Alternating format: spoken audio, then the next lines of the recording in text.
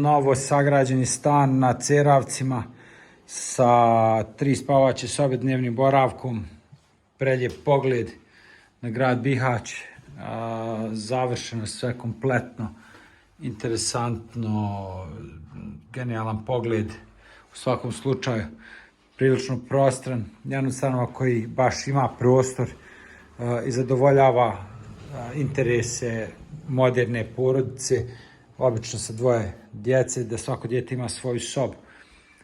Nova gradnja, 2 terase, stvarno nešto što je odlično i mislim da se rijetko nailazi na ovako fini stanove u ponudi.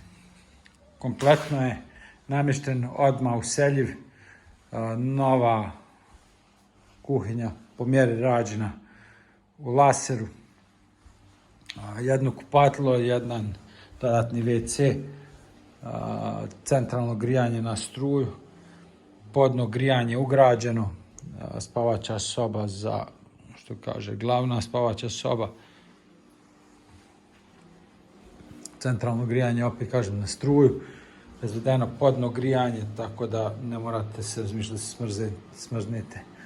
Ovo mi je jedna, što kažemo, kupatilo WC sa sušilcom perilcom, ugrađena je već jedan ugradbeni ormar, dodatno kupatilo sa WC-om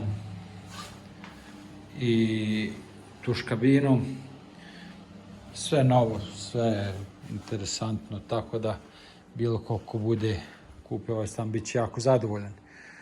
Ovo je baš stan koji može potrebe namijeniti za jednu porodicu pokret, stvarno na 5. spratu lift, svaka čast, stan je baš zadovoljavajući. Sve informacije možete kontaktirati Agenciju za nekretnine Novi Dom na broju 066 885 399 ili 062 708 427.